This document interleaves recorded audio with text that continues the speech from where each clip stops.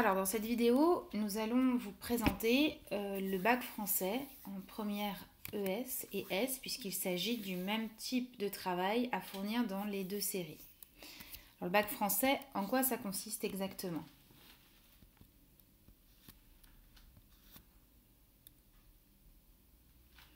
Alors tout d'abord, vous devez savoir que le bac français fait partie des épreuves anticipées du baccalauréat. Anticipées parce que, au lieu d'avoir lieu en terminale, comme la majorité de vos épreuves, vous passerez les épreuves du bac français en première, au mois de juin. Le bac français est divisé en deux parties. D'abord l'écrit, puis l'oral. Un écrit et un oral donc, d'un coefficient de 2 pour l'écrit et d'une durée de 4 heures, et d'un coefficient également de 2 pour l'oral et d'une durée de 50 minutes. Le français en classe de première S et ES est donc d'un coefficient total de 4, ce qui fait un coefficient relativement important. L'écrit se situe autour du 15 juin environ, dans ces dates-là. Quant à l'oral, il se déroule en général du 20 ou 28 juin environ selon l'ordre de passage qui vous sera attribué. Alors le programme, aussi bien pour l'écrit que pour l'oral, il tourne autour de 4 thématiques que vous allez travailler pendant l'année. Ces 4 thématiques sont calquées sur les 4 grands genres de la littérature que vous avez déjà dû parcourir dans votre scolarité. Pour le roman, tout d'abord, premier genre, vous travaillerez sur le personnage de roman du XVIIe siècle à nos jours. Pour le théâtre, vous travaillerez sur le texte théâtral et sa représentation du XVIIe siècle à nos jours. Pour la poésie, vous travaillerez sur l'écriture poétique et la quête du sens du Moyen-Âge à nos jours. Et pour l'argumentation, vous travaillerez sur la question de l'homme dans les genres de l'argumentation du XVIe siècle à nos jours. Vous voyez donc que la particularité de ces thématiques, qu'on appelle des objets d'étude, c'est de réunir des questions qui vont du Moyen-Âge à nos jours. Donc vous allez avoir une chronologie très large. Il va donc falloir vous repérer dans cette chronologie à travers les différents mouvements littéraires qui sont en jeu dans votre programme de classe de première. Alors, quelle est la différence entre l'écrit et l'oral, puisqu'il y a quelques petites différences. D'abord, la première différence majeure, c'est dans la constitution du sujet. À l'écrit, le sujet qui vous sera proposé sera un sujet inconnu qui, même si vous allez avoir un sujet lié aux thématiques que vous avez travaillées, aux 4 grandes thématiques que vous avez travaillées dans l'année, en fait, sera un sujet que vous ne connaissez pas. Vous tomberez sur des textes que vous ne connaissez pas. En revanche, à l'oral, vous tomberez automatiquement sur un texte que vous avez déjà étudié pendant l'année, puisque l'oral porte sur une liste de textes qui est sélectionnée par votre professeur et dont vous êtes déjà au courant à l'avance.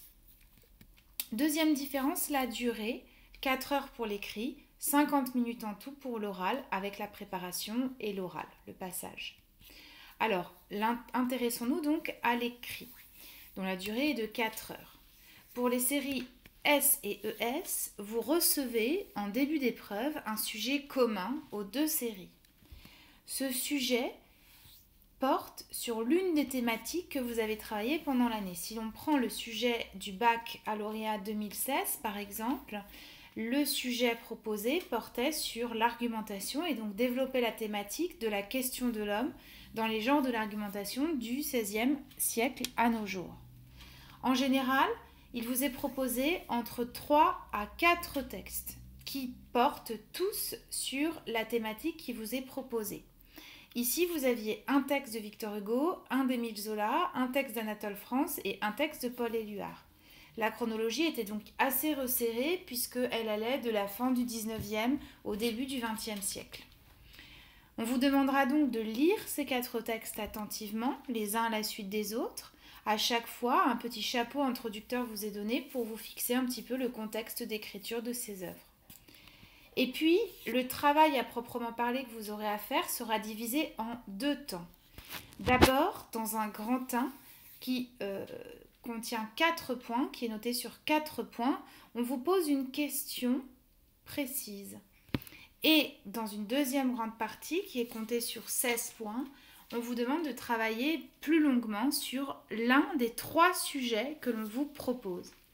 Alors, vous avez bien vu qu'il y a une différence énorme de barème entre le grand 1 et le grand 2, la première et la deuxième partie. Il est bien évident que vous n'allez pas consacrer sur vos 4 heures le même temps à la première et à la deuxième partie, car même si vous consacrez un maximum de temps à la première grande partie, vous ne pourrez gagner que 4 points au maximum.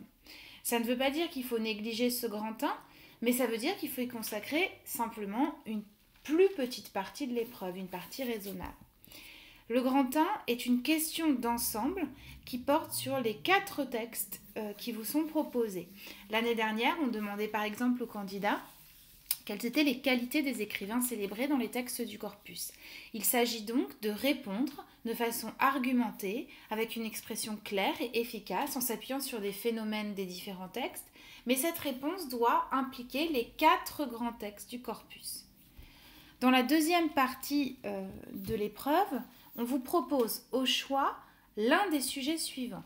Soit vous choisirez le commentaire composé, qui vous propose une analyse de texte. Donc là, on vous demandait de commenter le discours d'Anatole France, qui était le texte C du corpus.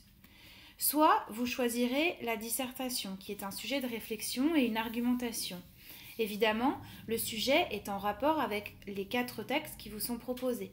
L'année dernière, on demandait aux candidats la question suivante. Les écrivains ont-ils pour mission essentielle de célébrer ce qui fait la grandeur de l'être humain ? À chaque fois, on vous précise que vous pouvez appuyer votre réflexion sur les textes du corpus, mais aussi sur les textes que vous avez étudiés pendant l'année et dans vos lectures personnelles. Enfin, on vous propose aussi un sujet d'invention qui est une écriture à proprement parler. On vous demande d'inventer totalement un écrit sur un sujet donné.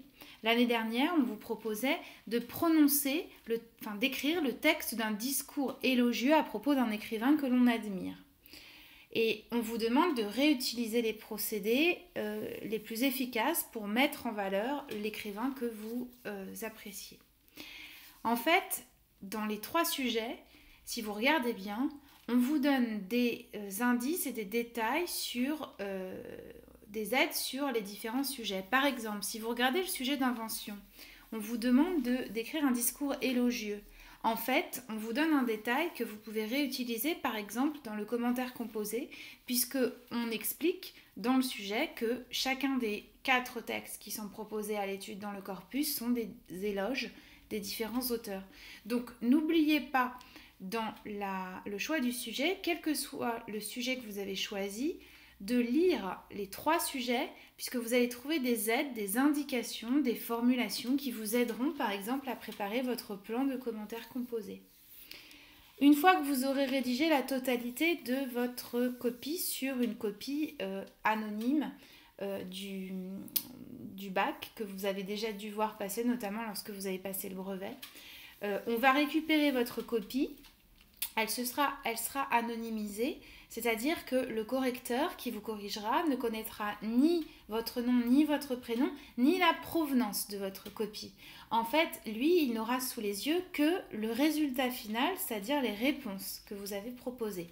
C'est pourquoi je vous conseille d'avoir une écriture d'abord graphiquement qui soit claire, d'écrire bien, de présenter correctement votre feuille, et puis de faire un effort aussi d'expression, de proposer des phrases simples mais efficaces.